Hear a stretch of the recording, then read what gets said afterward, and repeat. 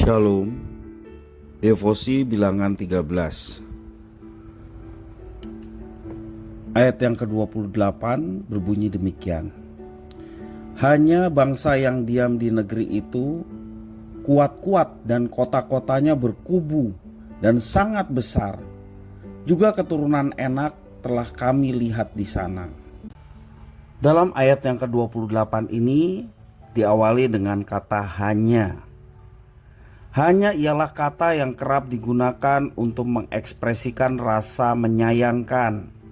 Contohnya kita berkata, buah apel di kulkas hanya satu. Artinya kita menyayangkan sebutir saja sisa buah apel di kulkas. Atau kita berkata, yang datang jam doa hanya 10 orang. Kita menyayangkan sedikit saja jumlah orang yang hadir dalam jam doa. Seperti itu. Sesudah 40 hari, pulanglah ke-12 orang yang diutus Musa untuk mengintai tanah Kanaan. Sembari memperlihatkan hasil negeri itu, mereka berkata, kami sudah masuk ke negeri kemana kau suruh kami. Dan memang negeri itu berlimpah-limpah susu dan madunya. Dan inilah hasilnya. Ayat yang ke-27 menjelaskan demikian. Selanjutnya muncul kata hanya. Hanya bangsa yang diam di negeri itu kuat-kuat dan kotanya berkubu dan sangat besar. Juga keturunan Enak telah kami lihat di sana. Orang Amalek diam di tanah Negeb, orang Het, orang Yebus, dan orang Amori diam di pegunungan. Orang Kanaan diam di sepanjang laut dan sepanjang tepi sungai Yordan. Kenyataan bagian akhir inilah yang disayangkan oleh ke-10 pengintai itu. Karena itu mereka tidak mau maju menyerang negeri itu. Ada 2 pengintai lainnya, yakni Yosua dan Kaleb. Mereka berpendapat berbeda.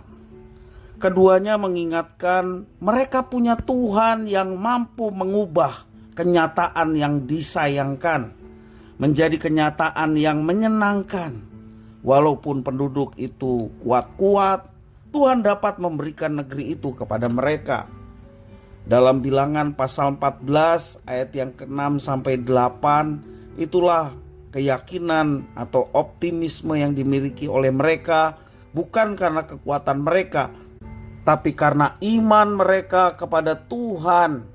Tuhan yang berjanji, Tuhan yang akan memberikan tepat pada waktunya.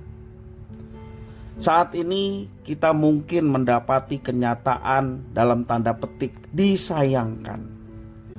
Hanya aku tidak punya uang. Hanya aku tidak berpendidikan. Hanya aku mengidap penyakit. Atau hanya yang lainnya. Tidak perlu berkecil hati. Sebab kita punya Tuhan.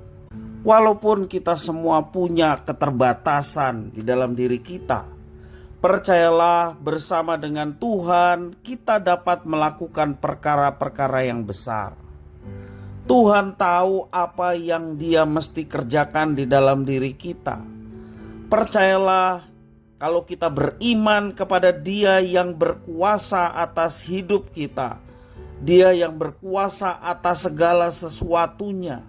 Sebab Dia sang pencipta dan pengatur, maka kita tidak perlu ragu-ragu dalam melangkah dan menjalani kehidupan.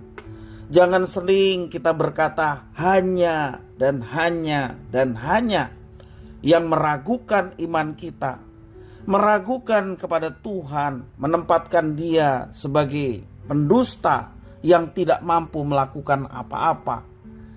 Kita memang terbatas, tetapi kita punya Tuhan yang tidak terbatas. Maka itu bersandarlah kepada Dia yang tidak terbatas.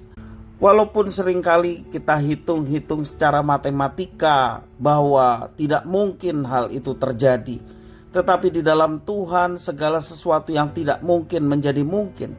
Tidak ada yang mustahil bagi Tuhan, dan Dia siap mendatangkan mujizat-Nya bagi setiap orang-orang yang sungguh-sungguh bersandar dan beriman kepadanya dengan teguh. Maka Tuhan yang menyertai, Tuhan menuntun, bahkan Tuhan memberkati dengan segala sesuatu yang diperlukan oleh umat-Nya. Mari tetapkan diri kita untuk tetap beriman kepadanya, untuk tetap bersandar kepadanya, dan alamilah kuasanya, alamilah penyertaannya, alamilah mujizatnya. Dan semua itu terjadi hanya di dalam Tuhan kita, Yesus Kristus, yang sudah menyelamatkan kita dan memimpin menyertai kehidupan kita.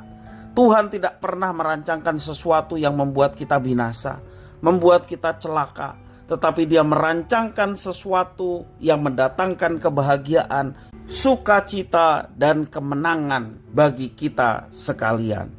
Tuhan Yesus memberkati.